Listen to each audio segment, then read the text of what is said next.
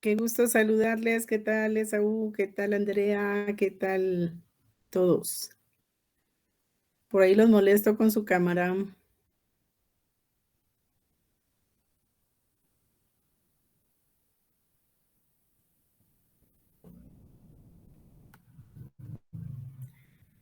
¿Qué tal, licenciado? Gusto en saludarle.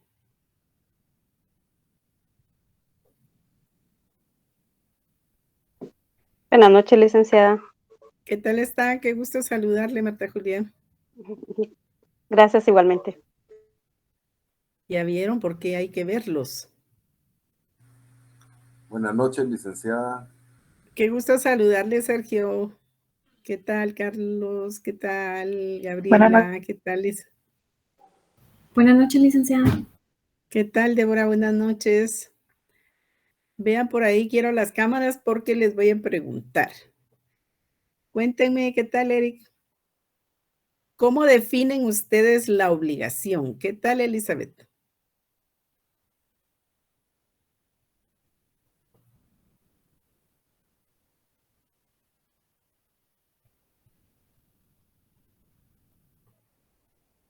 ¿Cómo definimos la obligación?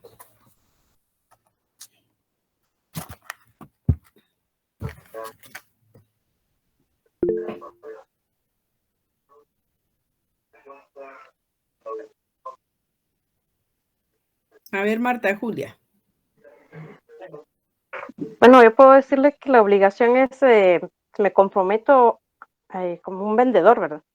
Ujú. Yo pago, el vendedor se tiene la obligación de darme el producto, es decir, la cosa, por decirlo así.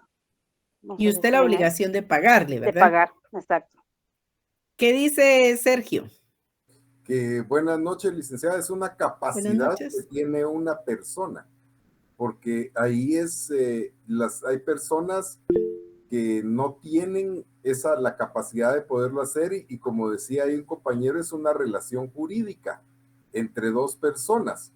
Una que puede ser una persona jurídica civil y una empresarial donde se compromete a realizar, hacer o no hacer algo. Muy bien, ¿qué dice Jemily?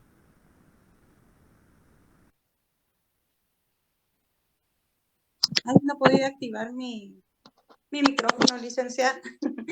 Buenas noches, pues para mí una Buenas obligación es noches. un compromiso previamente pactado, adquirido y aceptado, ¿verdad? Muy bien, ¿qué dice Guillermo? Buenas noches, licenciada. Buenas noches. Según lo vimos en las clases anteriores, quedamos en que es la capacidad de dar, hacer o no hacer algo, licenciada. Muy bien. Mili dice que es ese vínculo jurídico que crean los contratantes por el cual uno de ellos se obliga, me imagino que decía eso, a realizar determinada prestación y esa obligación contraída, solo que obligación y obligación, ¿verdad? Esa obligación contraída pues es por la manifestación de la voluntad. Y entonces es ahí donde estamos hablando de obligaciones, ese vínculo jurídico, esa relación jurídica que nace del deudor ante el acreedor y viceversa, para que hayan conductas de hacer o no hacer, ¿verdad? De dar o no dar. Entonces, ahí estamos. ¿Alguien que nos lea el 1319 del Código Civil, por favor?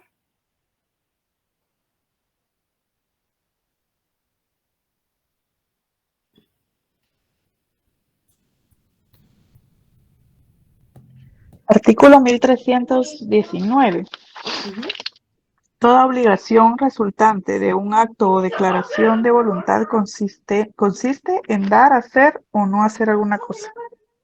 Bueno, técnicamente le llamamos a ese hacer, a ese dar o a ese no hacer, realizar una prestación. ¿verdad? Y lo que nos decía Marta, hay una prestación y hay una contraprestación. Hay un deudor y hay un acreedor. Entonces, el vínculo que une al deudor con el acreedor es la obligación. Por eso se dice que la obligación es un vínculo jurídico, ¿verdad? Del cual nace el que una persona realice una prestación y la otra realice una contraprestación, mismas que están de acuerdo a los intereses de los contratantes, ¿verdad? A eso se refieren las obligaciones. Encontramos que las obligaciones, los contratos y en este caso las obligaciones tienen características. ¿Qué características podemos decir? Porque ahí avanzaron ustedes. ¿Qué características tienen esas obligaciones? Cuéntenme.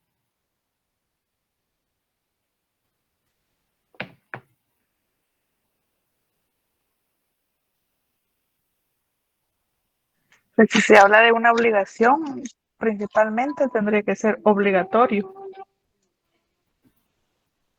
Como característica principal, podría decirle.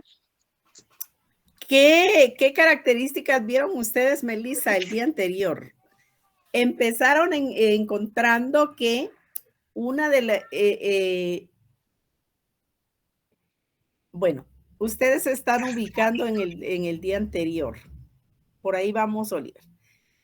Ustedes empezaron viendo los principios filosóficos que ya habíamos tratado.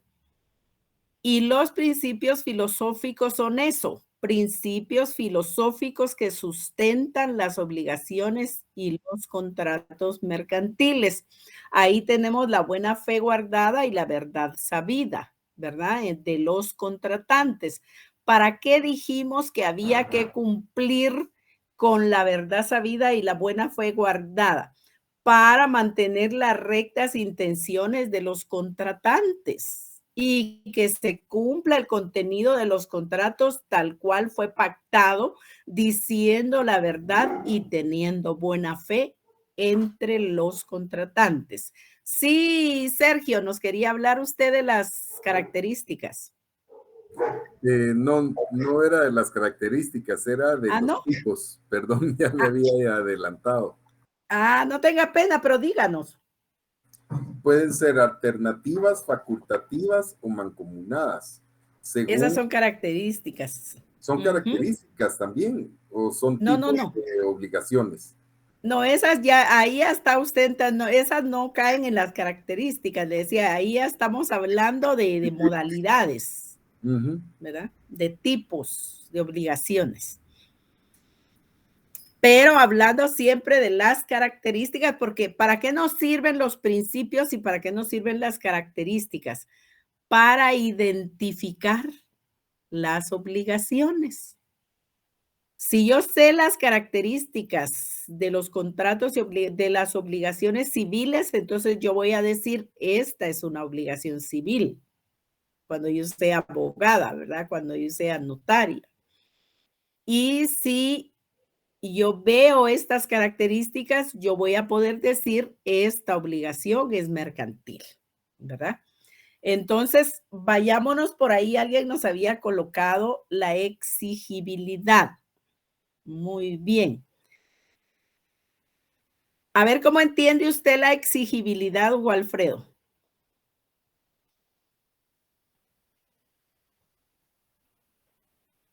Sí, buenas noches, licenciada. Pues como la palabra lo dice, ¿verdad? Exigibilidad.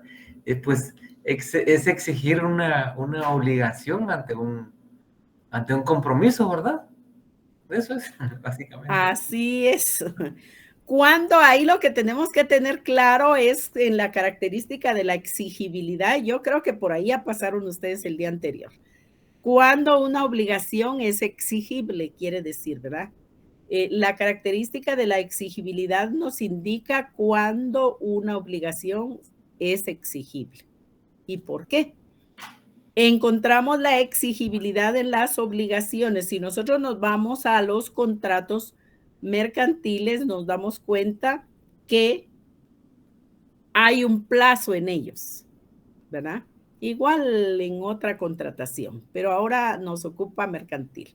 Entonces, vemos que las obligaciones mercantiles son exigibles en determinados casos que la ley establece. Hay 3 casos en específico. Uno, ¿cuál es? El primero, y es casi tipo por excelencia. Cuando los contratos contienen plazo. Hay dentro del contenido contractual, en las cláusulas contractuales, un plazo.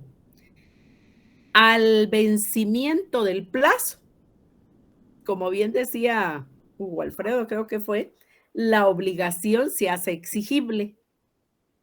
Entonces, hay exigibilidad al vencimiento del plazo.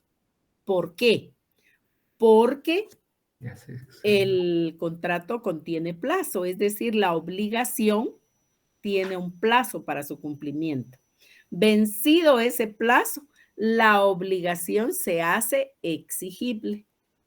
Es decir, que al vencimiento del plazo se da la característica de la exigibilidad de la obligación. ¿Sí? Ese es el primer caso que vemos. El segundo caso lo tenemos establecido en la norma también. Y encontramos que las obligaciones sin plazo también van a tener exigibilidad. ¿Cuándo se da la exigibilidad en las obligaciones sin plazo? Yo ya les dije que cuando hay plazo, cuando hay exigibilidad. Ahora no hay plazo en las obligaciones. ¿Cuándo es la exigibilidad? Inmediata. De manera inmediata. De manera inmediata. ¿Por qué? Porque la ley así lo establece.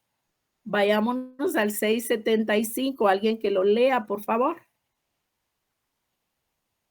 Empezamos con la exigibilidad porque fue la que ustedes colocaron ahí.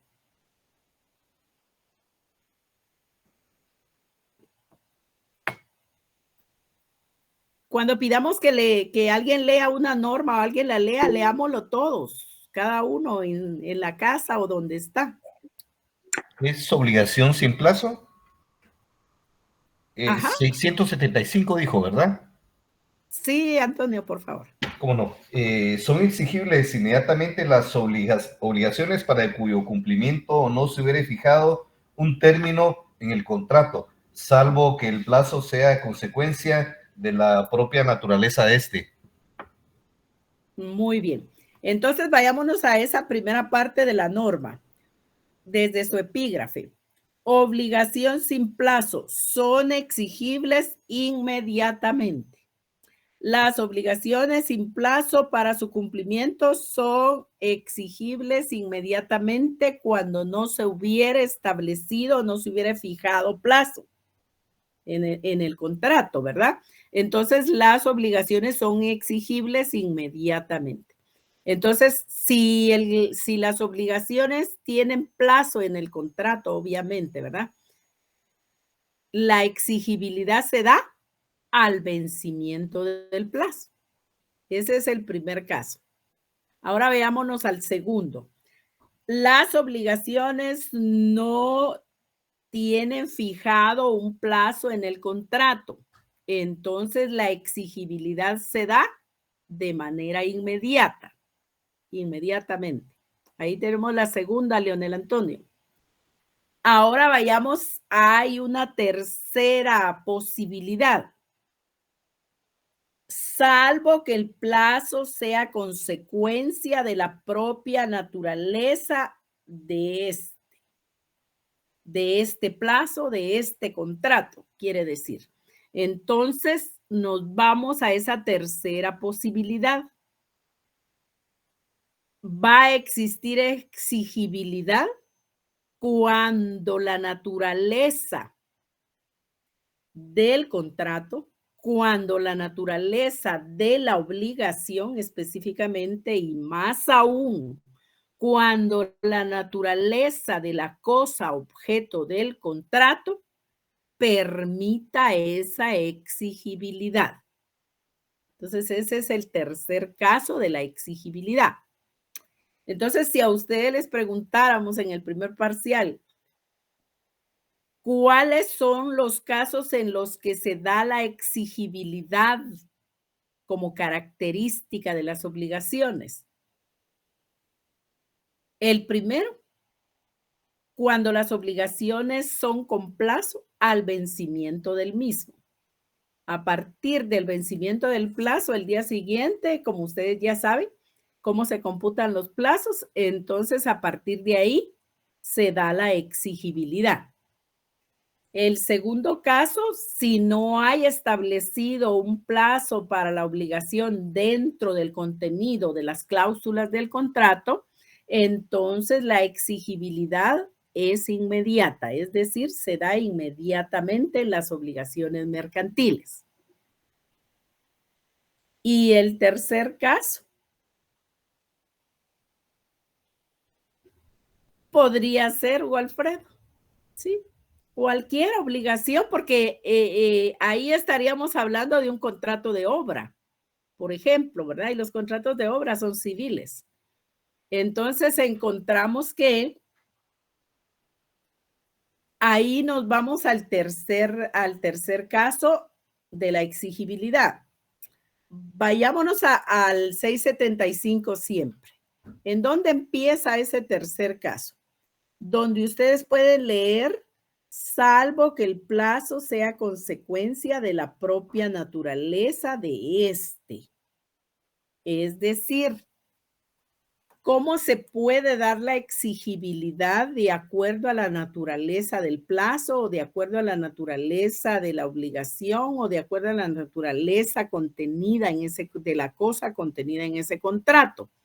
Pues es que la naturaleza de esa cosa, objeto del contrato, lo permita. Entonces, ahí es donde se va a hacer exigible. Les pongo siempre un ejemplo.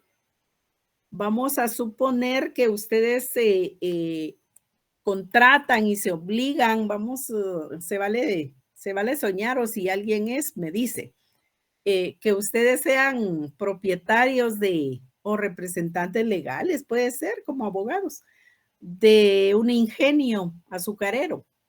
Y entonces resulta ser que se contrata, se pacta el que haya que entregar toneladas de azúcar. Entonces, para que haya toneladas de azúcar, primero debe haber caña de azúcar. Para que haya caña de azúcar hay que sembrarla, hay que cuidarla y luego cosecharla y después procesarla, ¿verdad? Entonces, resulta ser que la naturaleza de ese producto es esa, ¿verdad? De que lleva todo un proceso. Entonces, no se puede pactar para determinada fecha en tanto y en cuanto ahí la naturaleza de ese producto no lo permita. Es decir, la naturaleza de ese plazo que se le esté colocando vaya a permitir que la obligación se haga exigible. Entonces, ¿cómo podemos entender mejor este ejemplo? Sí, Sergio Estuardo, perfectamente es eso. Entonces encontramos que si vamos a contratar sobre cosechas, eso es un contrato a futuro. Es un contrato a futuro porque hoy no estamos cosechando azúcar, hoy estamos en agosto. No estamos cosechando la caña. Entonces la caña se cosecha y se procesa a partir de noviembre. Entonces, noviembre, diciembre, enero, febrero, marzo, abril se termina. Entonces, encontramos que la naturaleza de ese producto, la naturaleza de ese plazo contenido en el contrato, pues establece que no podemos cumplir ahora porque ahora estamos en agosto. Entonces, es un contrato a futuro. ¿Lo podemos pactar ahora? Sí. ¿Podemos contratar ahora? Sí. Lo que no podemos ver es la exigibilidad de la obligación hoy, sino que vamos a contratar para noviembre, vamos a contratar para enero, vamos a contratar para febrero, etcétera. Entonces, Sí, obviamente, esa es todo el camino a recorrer. Exactamente, es la naturaleza de la cosa objeto del contrato que permite la naturaleza de un plazo.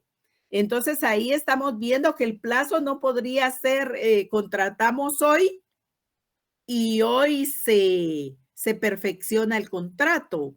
Hoy se cumple con todo el contenido del contrato, sino que sí lo perfeccionamos como contrato porque llegamos a darle una forma al consentimiento, pero la exigibilidad de la obligación es a futuro. Entonces, más adelante vamos a encontrar que hay contratos a futuro y los contratos a futuro lo que permiten es que le demos una forma legal al contrato hoy y las obligaciones sean exigibles mañana. Pero mañana no mañana jueves, sino a futuro, es lo que quiere decir mañana, ¿verdad? Entonces ahí estamos en la tercera parte y en el tercer caso de las exigibilidad como característica de las obligaciones. ¿Alguna inquietud, algún comentario? Licenciada, buenas noches. Me entra duda con eso que estaba mencionando, que fue lo que le colocaba de que si eso podría tomarse como tener un plazo. Ahora entiendo lo que usted decía sobre los contratos. Los contratos a futuro, eso le disuelve la inquietud. Ajá, pero ahí podríamos tomar en cuenta lo que son los préstamos a plazo fijo, o eso ya entraría como una exigibilidad. Eso entraría como un contrato con plazo. Esos son contratos con plazo determinado. Entonces la exigibilidad se da al vencimiento, pero se da al vencimiento. O sea, ahí es un plazo estricto. ¿Por qué razón? Tiene que haber plazo establecido. ¿Por qué razón? Porque si no, por eso hay una sanción, por eso hay, ¿cómo le llaman ellos? A la sanción que le colocan, un castigo, ¿verdad? Porque hay un plazo y usted está haciendo la exigibilidad del contrato antes del vencimiento del plazo. Ok, gracias, licenciada. Para servirle. Eso, así se llama, Hugo Alfredo, es una penalización. Usted tiene razón, no se me venía en la palabra. Hay una penalización porque el vencimiento del plazo no se ha dado, ¿verdad? Entonces, usted contrató un plazo fijo para el 30 de agosto, su vencimiento, pero hoy está usted diciendo que hoy necesita usted revertirlo. Entonces, ¿qué pasa? ¿Qué le van a hacer? Sí se va a revertir, pero hay una penalización por ello, ¿verdad? ¿Por qué? Porque es una obligación con plazo, ¿verdad? No es estrictamente un contrato a futuro. Los contratos a futuro, en su esencia estricta, es que hoy contratamos y perfeccionamos el contrato, pero las obligaciones se cumplen mañana, ¿verdad? Las obligaciones se cumplen mañana dependiendo de cuál es la cosa objeto del contrato, ¿verdad? A eso se refiere. Encontramos a su vez, eso es en cuanto a la exigibilidad. Ustedes vieron la solidaridad. ¿Qué me pueden decir de la solidaridad?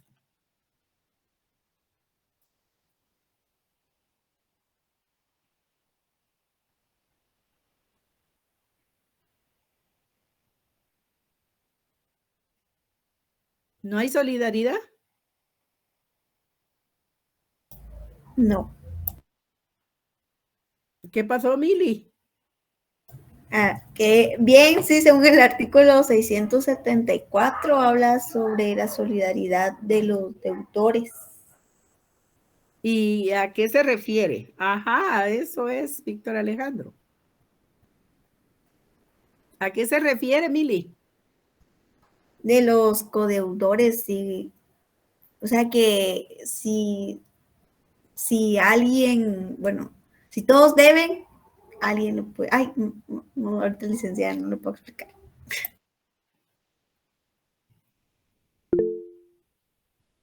Ay. A ver, Walter Alberto, a ver qué nos dice. Se refiere a que si uno no paga, los otros tienen que responder por él, y eso les da a su vez el derecho de repetición contra la persona que no pudo pagar en su momento la parte del contrato que habían adquirido.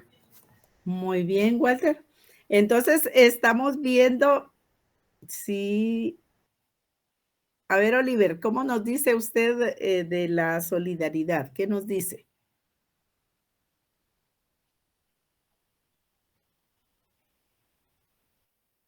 Hola.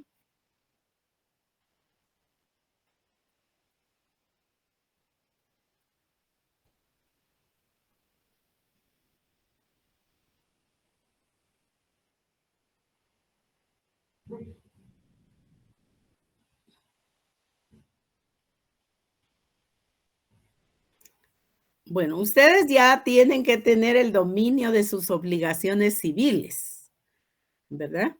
No las obligaciones civiles que tienen ustedes como personas, sino de las que aprendieron en derecho civil. A eso me quiero referir. Sí, Héctor Emanuel.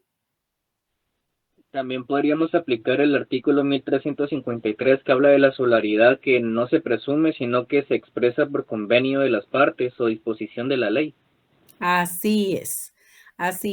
Entonces encontramos que la solidaridad, Héctor Emanuel, la solidaridad, ustedes ya vieron que puede ser simple, ¿verdad? O que puede ser mancomunada. Eso ya lo traen ustedes lo traen de civil. Aquí nos interesa cómo se puede diferenciar.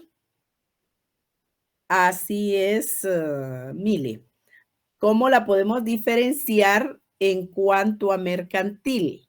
¿Qué diferencia encontramos? Ya nos decía por ahí Emanuel, pero ¿qué diferencia encontramos ya cuando la solidaridad es mercantil? Léanos el artículo, Mili, por favor. Muy bien, licenciada. Artículo 674. Solidaridad de deudores. En las obligaciones mercantiles, los codeudores serán solidarios, salvo pacto expreso en contrario. Todo fiador de obligación mercantil, aunque no sea comerciante, será solidario con el deudor principal y con los otros fiadores, salvo lo que se estipule en el contrato. Muy bien. ¿Pueden haber pactos en contrario de la solidaridad de deudores? La respuesta es sí, porque recuérdense que el contrato es ley entre las partes y ahí se plasma el consentimiento que no adolece de vicios, es decir, la voluntad de los contratantes. Entonces puede ser que haya un pacto en contrario de manera expresa en el contrato que establece cómo va a funcionar la solidaridad de deudores aun cuando es materia mercantil. Entonces, pero si no fuera el caso que se pacta en contrario, entonces encontramos que las obligaciones mercantiles, todos los codeudores van a ser solidarios, es decir, todos los que deben en grupo van a ser solidarios. Y encontramos a su vez que todo fiador también de la obligación mercantil, sea o no comerciante, también va a ser solidario, ya sea con el deudor principal y también con los otros fiadores que haya.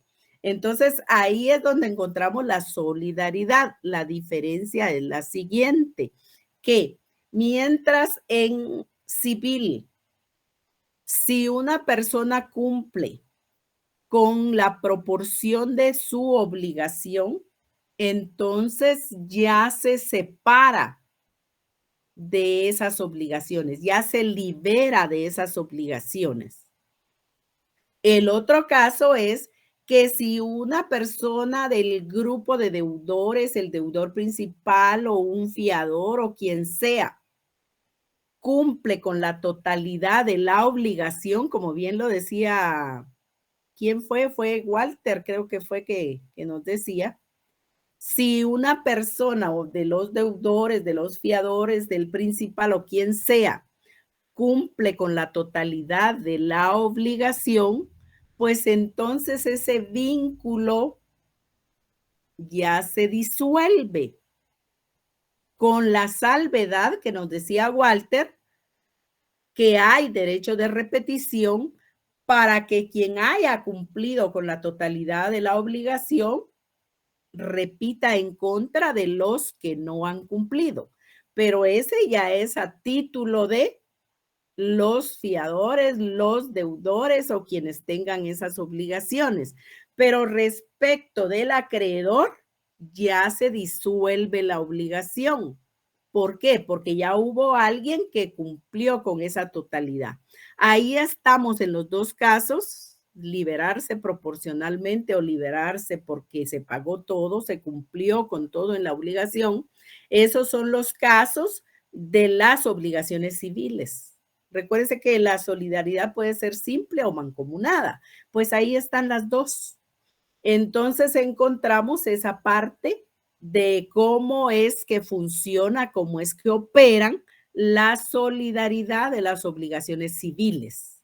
Distinto es en derecho mercantil, en las negociaciones mercantiles, porque si una persona de los deudores, de los fiadores o de quien sea, cumple con su parte proporcional, pero no se cumple desde los deudores y fiadores respecto del acreedor con la totalidad del cumplimiento de la obligación, esta persona que cumple proporcionalmente no se libera de esa obligación. Sigue siendo obligado hasta el total cumplimiento de la misma. Entonces, ahí está la diferencia de cómo opera la solidaridad de deudores en civil y cómo opera la solidaridad de deudores en mercantil. Entonces, ahí tenemos esa otra característica que estamos viendo, ¿verdad? Características de las obligaciones. Encontramos a su vez que en las obligaciones mercantiles, en los contratos mercantiles, existe la prórroga de esas mismas obligaciones, de ese cumplimiento de obligaciones. No pudo cumplirse la obligación, se necesita un tiempo mayor, un plazo mayor, entonces hay prórroga. La prórroga debe ser expresa. Entonces, esas son características específicas del derecho mercantil. Ahora bien, yo les pregunto, ahí se recuerdan que cuando haya que responder, activamos la cámara. Ahora yo les pregunto, ¿cómo definen ustedes la obligación? Eso ya lo vieron. ¿Cómo definen las obligaciones? A ver, Leonel Antonio. Sí, según la última vez platicamos que la obligación es la prestación a la que se obligan dos o más sujetos para satisfacer intereses comunes. Para satisfacer intereses comunes entre deudores y acreedores, ¿verdad? Ya pueden ser dos o más sujetos, ¿verdad? Dos o más personas que crean ese vínculo, que crean voluntariamente ese vínculo jurídico para que haya una prestación y una contraprestación. Víctor Alejandro, ¿qué nos quiere decir con une? Ah, de unir. Ah, ya. Sí, ya le entendí. Es que como ahora ya no se sabe de qué están hablando con esas letras. Entonces encontramos que es ese vínculo jurídico que une a dos o más personas en la ejecución de determinadas conductas entre estas dos o más personas, deudores, acreedores, en función de intereses comunes, ¿verdad? un vendedor, un comprador, hay intereses comunes de entregar la cosa, de recibir la cosa, de entregar el precio, de recibir el precio, ¿verdad? Ay, José Alberto. Entonces, por favor. Entonces ahí encontramos que tenemos ese vínculo jurídico.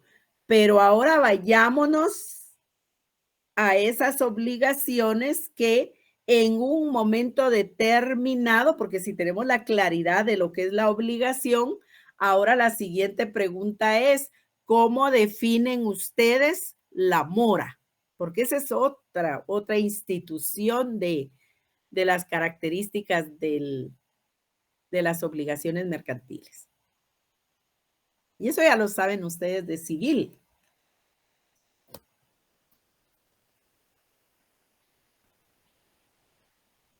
¿Qué nos dicen que es la mora? Eso es lo que estoy preguntando.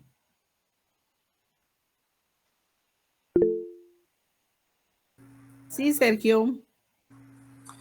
Que es una obligación exigible cuando hay un incumplimiento de una obligación.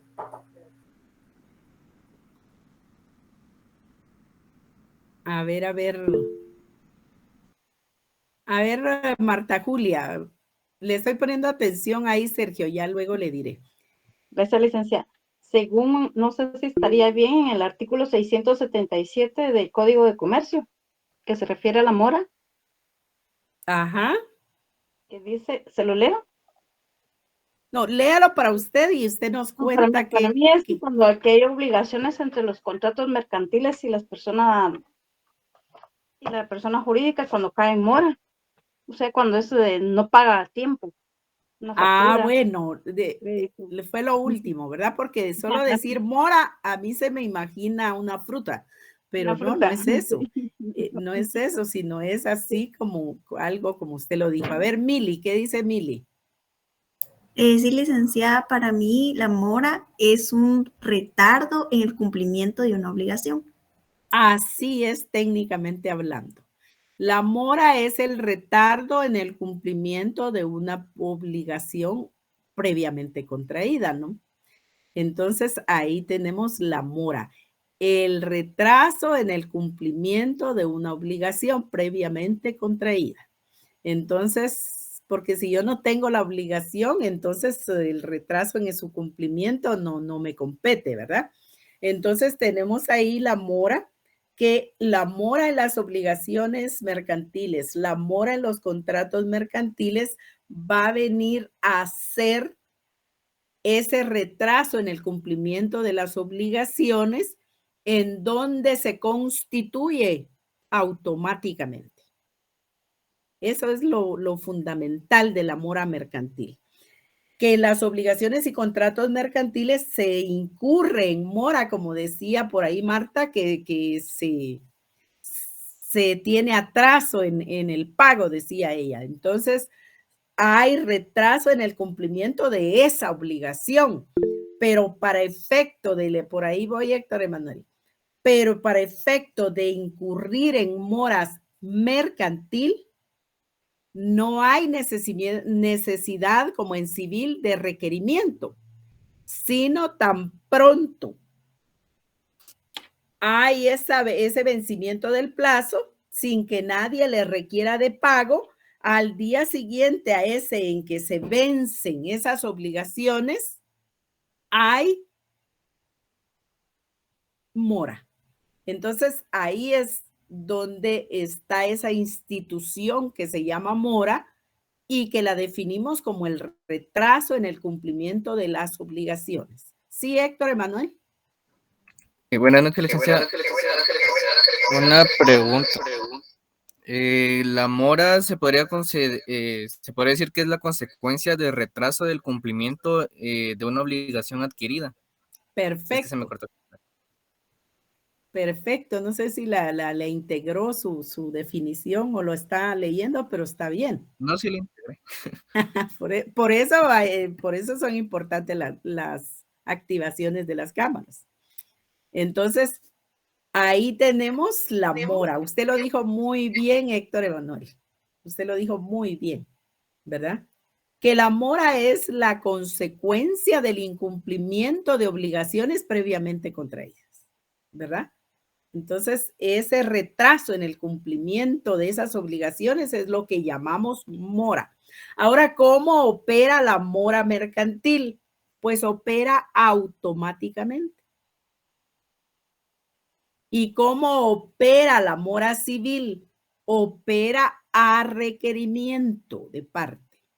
Si no hay requerimiento, usted no cae en mora si la obligación es civil.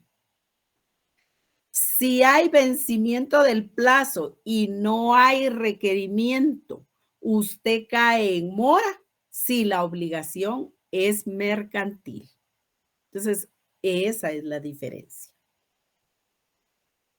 ¿Estamos claros en la diferencia, jóvenes?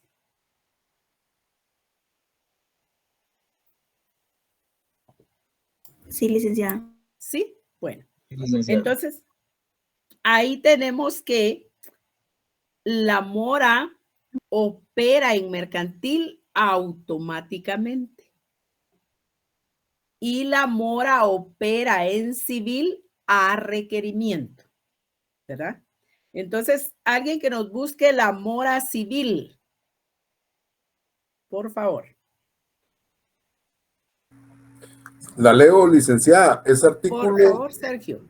1428. Léala, por favor. El deudor de una obligación exigible se constituye en mora por la interpelación del acreedor. ¿Cuál es la interpelación? El requerimiento de pago. El requerimiento de cumplimiento de esa obligación si no fuera de pago, ¿verdad? Entonces ahí tenemos cuando hay interpelación, quiere decir hay requerimiento, ¿verdad? Del cumplimiento de la obligación. Vamos a suponer que fuera de pago. Entonces, ¿qué hay? Pues el cobro. El cobro es la interpelación, el cobro es el requerimiento, ¿verdad? Pero como no todas las obligaciones son de pago, entonces por eso establecemos que hay interpelación, que hay requerimiento del cumplimiento de esa obligación. Y a partir del requerimiento, el día siguiente, así merito Leonel Antonio, ya hay la constitución de la mora. A diferencia de mercantil. En mercantil, inmediatamente que se vence el plazo, se constituye la mora. Vamos a un ejemplo que yo siempre suelo colocar en mercantil.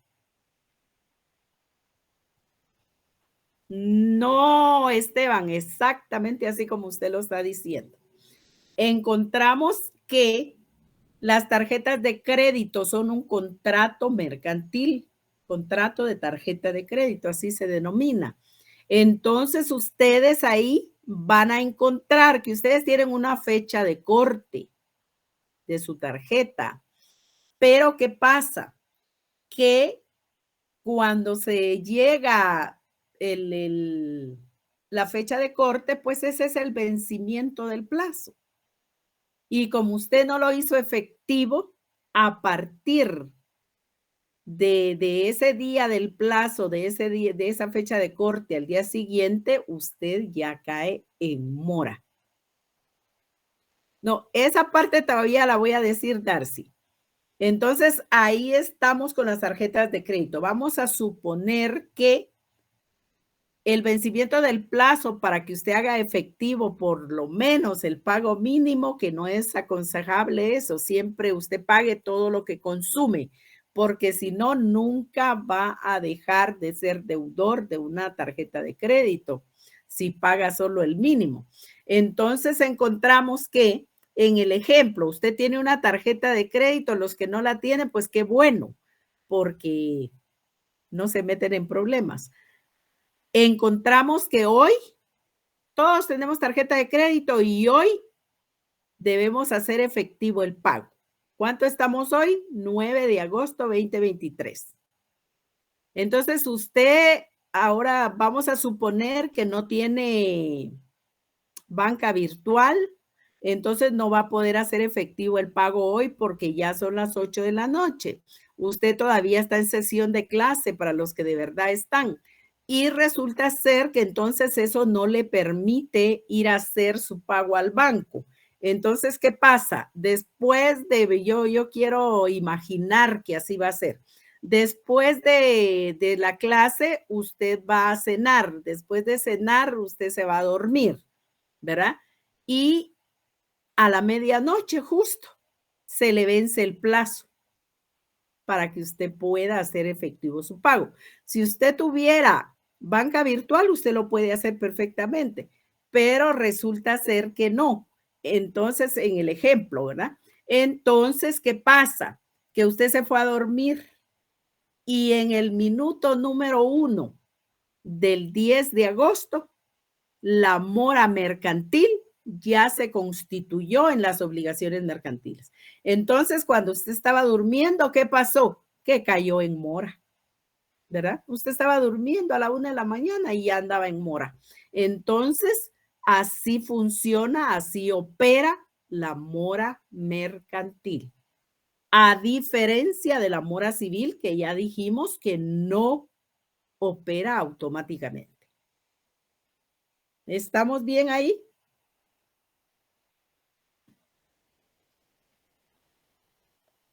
Sí, licenciada. ¿Sí?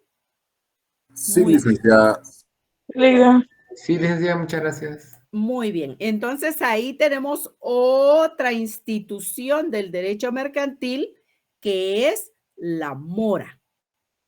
Cuando nosotros vemos la exigibilidad, la solidaridad de deudores, las obligaciones sin plazo, la prórroga, la mora, estamos viendo instituciones del derecho mercantil para las obligaciones mercantiles, para los contratos mercantiles. Entonces ahí vamos agotando las instituciones del derecho mercantil, a eso se refiere. Ahora veamos que las obligaciones, pues obviamente se van a ir estableciendo, se van a ir dando de manera que se deben de cumplir tal cual está establecido en el contrato. Las obligaciones, ¿dónde quedan establecidas? ¿Dónde queda establecido el plazo? ¿Dónde queda establecida las condiciones si las hubiere del cumplimiento de esas obligaciones? En las cláusulas contractuales. Ahí queda establecido.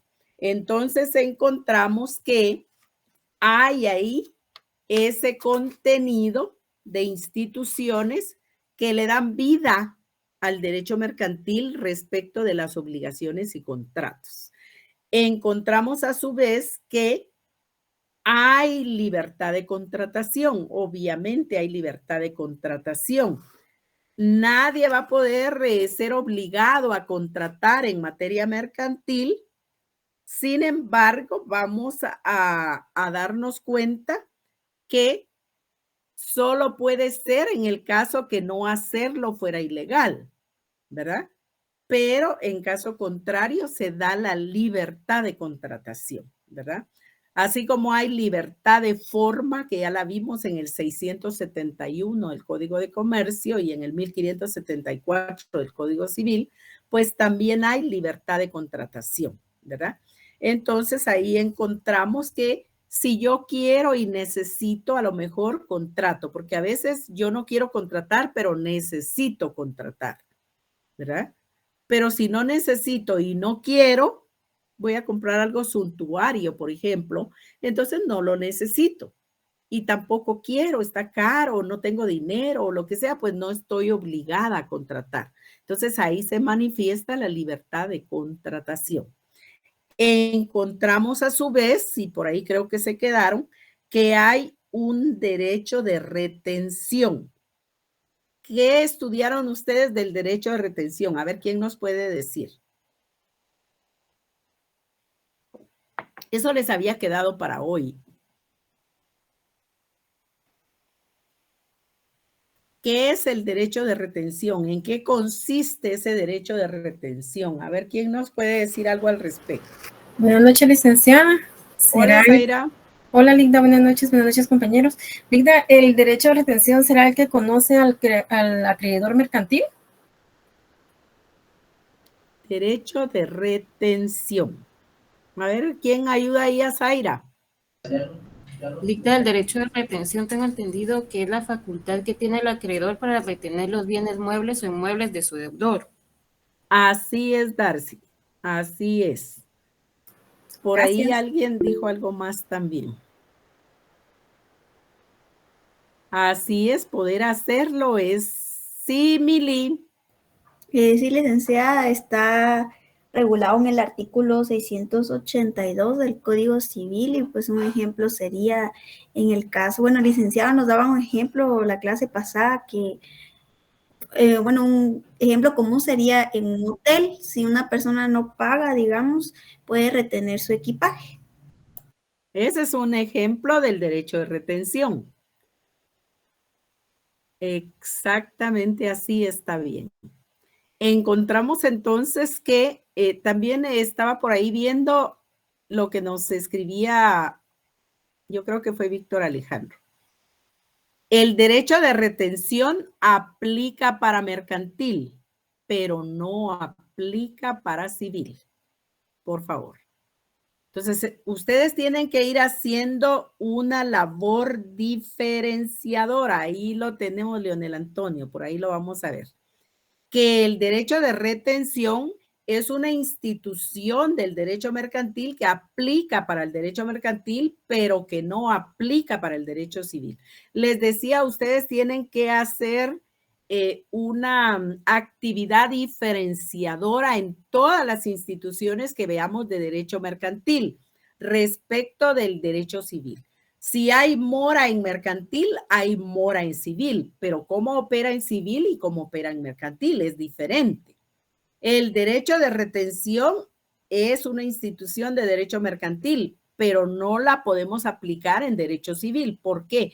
Porque no lo permite la ley.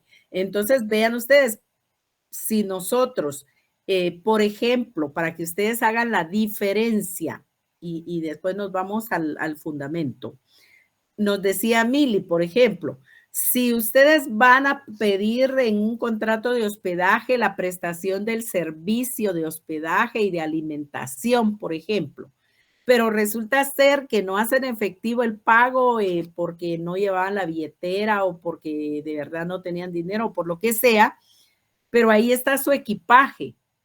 Entonces, el hospedador o el hotelero, le denomina la doctrina también y la ley, pueden retener el equipaje hasta que usted haga efectivo el pago de los servicios.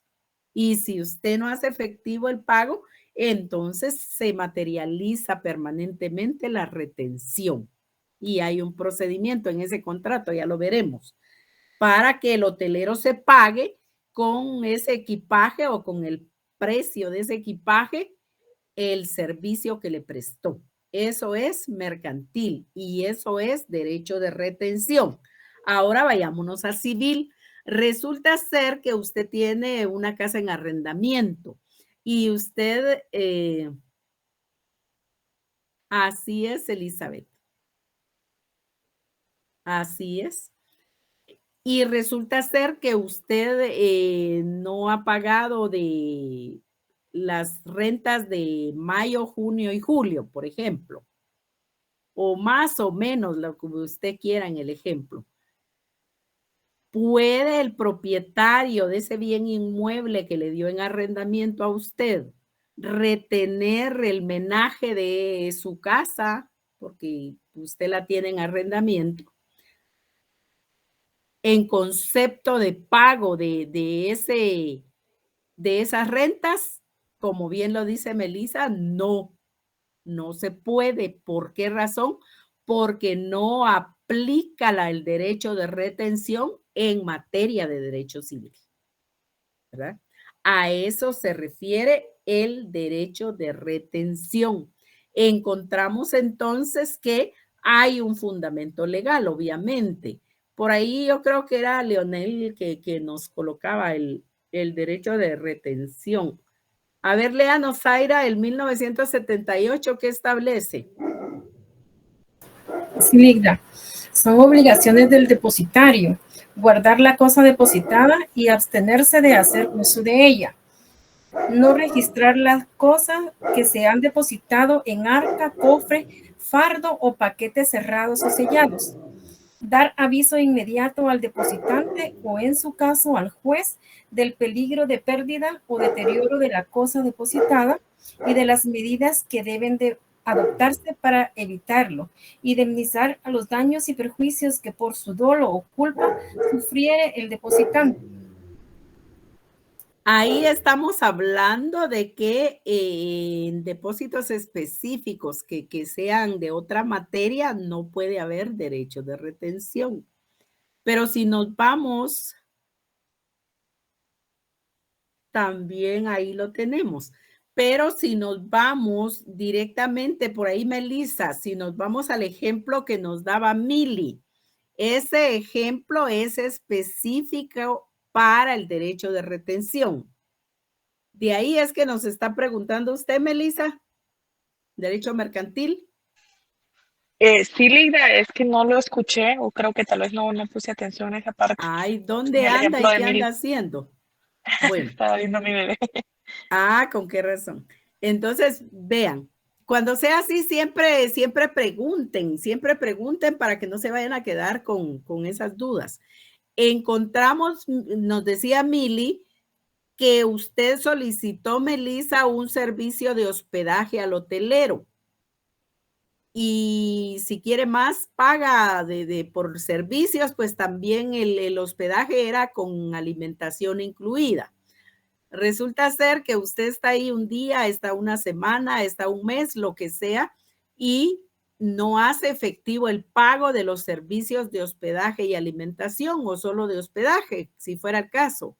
Entonces la pregunta es, ¿puede el hotelero ejercitar el derecho de retención y retener su equipaje para garantizar que usted va a cumplir con la obligación de pagar los servicios solicitados y consumidos? La respuesta es sí. Ese es un buen ejemplo del derecho de retención.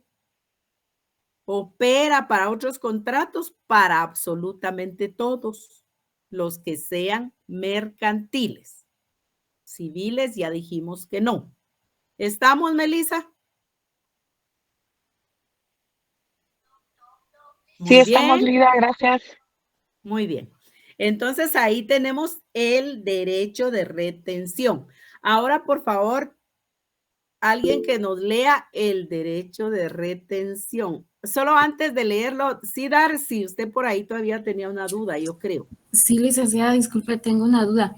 Si digamos en el caso que usted plantea del hotelero que retiene mi equipaje, ¿puede disponer de ese equipaje? ¿Puede venderlo? Aunque lo tenga solo retenido. Sí, así es. Así es. Mire, solo que eso, como lo estamos dando solo como ejemplo, pero ustedes son muy inquietos en la A, entonces efectivamente sí puede ser. O sea, hay plazos para que se garantice con el derecho de retención de su equipaje, Darcy, el cumplimiento de la obligación de que usted le pague al hotelero.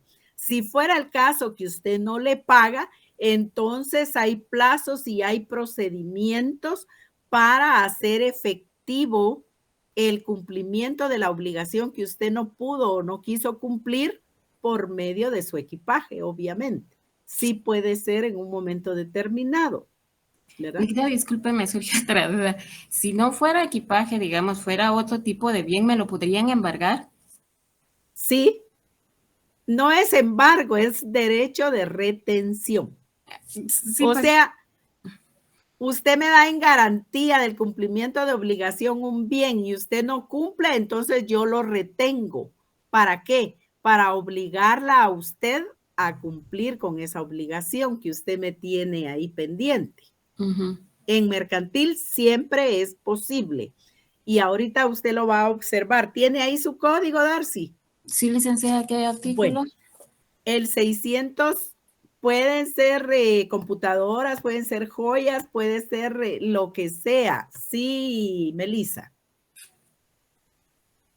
Lo vamos a ver, Walfredo, en el contrato de hospedaje. No se me...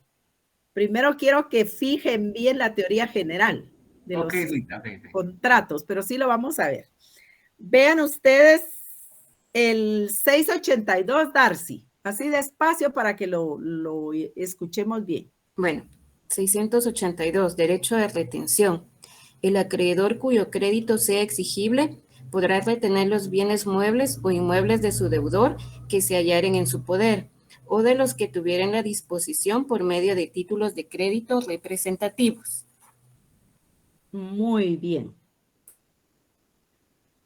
Edna, por ahí Alan les está colocando justo lo que usted está preguntando. Vamos a suponer que no es el equipaje, pero es su vehículo en un parqueo, por ejemplo, o su vehículo en el hospedaje, por ejemplo, ¿verdad? Entonces, ¿hay derecho de retención? Sí hay derecho de retención.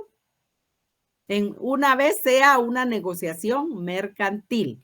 Si es una negociación mercantil, obviamente sí es posible hacer efectivo el derecho de retención. ¿Para qué el derecho de retención? Para obligar al cumplimiento de la obligación. Primero es para garantizar el cumplimiento de la obligación. Y cuando ya vemos que usted no quiere cumplir, es efectivamente ese derecho de retención que se manifiesta en ese momento para obligar al cumplimiento de la obligación. Sí, Guillermo. Buenas noches, licenciada. Buenas noches. Hablando del derecho de retención, me puse a pensar ahorita en un parqueo de un centro comercial en el cual yo extravío el ticket. He pasado varias veces que no lo dejan salir a uno del parqueo. ¿Ese es derecho de retención? Pero a su vez están violando mi derecho de locomoción, porque yo me voy a comprometer a regresar a pagarles el parqueo. ¿Y qué me garantiza a mí que usted va a regresar? Ahí estamos. Ok. Hablemos de obligaciones mercantiles. Todo es oneroso. Y en lo que se estaba hablando del hotel, por ejemplo, lógico, el equipaje lo tenemos en el cuarto. Ajá. En el cuarto tenemos la computadora. En el cuarto dejamos el celular, por ejemplo, la tablet cuando bajamos a desayunar y resulta que pues, se extravió la billetera y todo. Para que el dueño del hotel o el gerente aplique este derecho de retención, él se va a quedar con mis pertenencias, pero con mi consentimiento. Se va a llevar, ¿cómo es la cosa? Se va a quedar con sus pertenencias, hasta ahí le escuché. Ajá, con mi consentimiento. O sea, mire, don Guillermo, usted perdió su billetera, no tiene para pagarme, yo me voy a quedar con las cosas que usted tiene en el cuarto. Entonces sí, ahí es donde yo le digo a él sí, o él llega y le pone llave a la puerta y se queda con las pertenencias. Esa es mi duda. Es lo segundo. Okay. O usted le puede decir y él se queda porque usted le dice que está bien, él se queda con sus las pertenencias retenidas, o usted le dice que no y él de todas maneras por derecho de retención se las retiene. Ok. Esa era mi duda, licenciada. Muchas gracias. Ahí estamos. Bueno, nos vamos a quedar aquí en el derecho de retención. Ahora ahí me... a ver.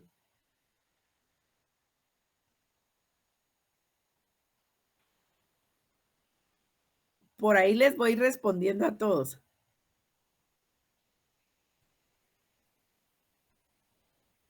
En el caso que nos dice Hugo Alfredo, ¿verdad? En la gasolinera, voy a tomar el ejemplo de la gasolinera, pero aplica para lo demás, Hugo Alfredo. No le alcanza el dinero para hacer efectivo el pago, le pueden retener el vehículo. En esos casos casi no se da. ¿Por qué razón? Porque a usted le preguntan cuánto quiere que le ingresen al tanque de gasolina. Entonces usted dice 100, dice 50, dice 25, qué sé yo, lo que usted tiene, lo que usted puede, ¿verdad? Entonces no es aquello que usted pide 200 y resulta ser que no llevaba dinero, ¿verdad? Entonces, esos casos casi no se dan. El segundo que usted dijo, ahí sí se da muy bien. Entonces, pero no se lo recomiendo. Porque luego va a salir un anuncio. Mire, don Hugo Alfredo, si usted no viene a pagar, entonces tenemos el número de placa y una foto del vehículo y lo vamos a publicar y vamos a publicar con quién vino, ¿verdad? Entonces, híjole, como dice Hugo Alfredo, ¿verdad? Entonces le va a ir feo. Entonces, si Piercy está en su casa usted ahorita, entonces imagínese. Y por el otro lado, lo que... Sí, John. Pregunta John si aplica... No, pero... Sí, aplica, dice John, el caso del derecho de retención frente al derecho de propiedad. Por supuesto, el derecho de retención es por la negociación. El derecho de la propiedad privada significa que usted tiene su propiedad y yo no puedo ir y quitársela porque sí, porque eso constitucionalmente está respaldado. Pero si hay una negociación mercantil y resulta ser que usted incumple, yo tengo todo el derecho porque la ley me asiste a que yo haga efectivo el derecho de retención, ¿verdad? Entonces, no, eso no aplica, Melissa, para contestarles a todo. Eso no aplica. Ese no es derecho de retención. Ahora, Mili, ¿qué nos dice Mili? Sí, disculpe, licenciada, me quedé un poco, la duda, ¿verdad? De que después de retener los bienes, bueno, si no le paga, pues en el ejemplo. Se subastan. Se subastan. Como me quedó aquí duda del artículo 687, numeral 1, que dice, si no entabla la demanda dentro del término legal, pero, o sea. Pero eso, sí, pero por eso. Pero eso es en cuanto a ese derecho de retención. Eso es retener esos bienes provoca que en caso de que la cosa retenida sea embargada, ¿verdad? Y entonces quien la retiene va a tener esos derechos. ¿Cuáles? Los que están establecidos en el 686. Va a obrar como depositario judicial o va a tener preferencia en el pago que le deben de hacer o finalmente tiene derecho de antelación para que le hagan efectivo el pago a quien embargó. A eso se refiere, pero eso es como funciona a la hora de que usted sí quiera hacer todo el procedimiento del embargo de cosas retenidas. Sí, Guillermo. Entonces, Lita, a mi entender, el derecho de retención podría ser la garantía que yo tengo de exigir el cumplimiento de lo acordado a la hora que la otra parte, por X o Y motivo, no pudiera cumplirla. Así es. Ok.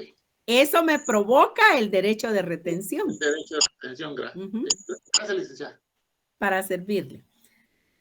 ¿Alguna otra inquietud? ¿Algún comentario?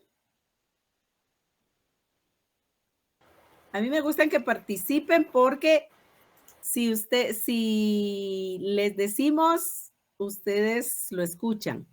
Si les decimos, si ustedes tienen sus apuntes, el cerebro se llena más y entonces ya tienen un referente.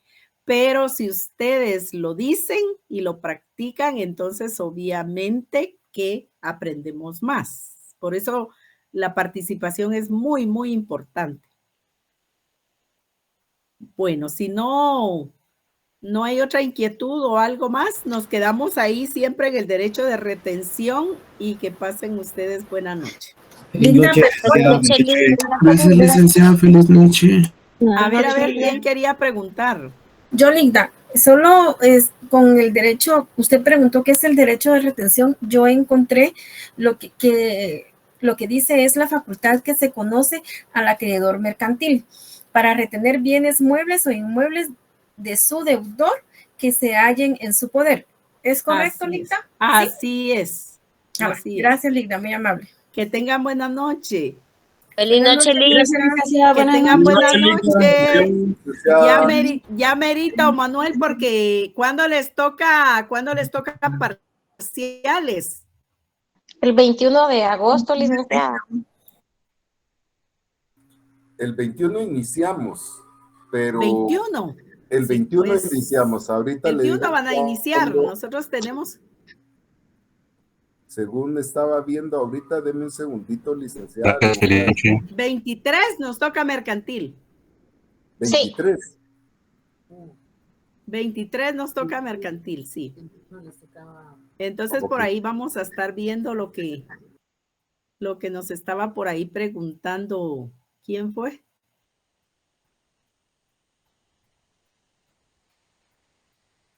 Manuel Omar. Manuel. Entonces, por ahí vamos a estar viendo de apoyarles. Que tenga buena noche, María Los Ángeles. Qué gusto saludarle.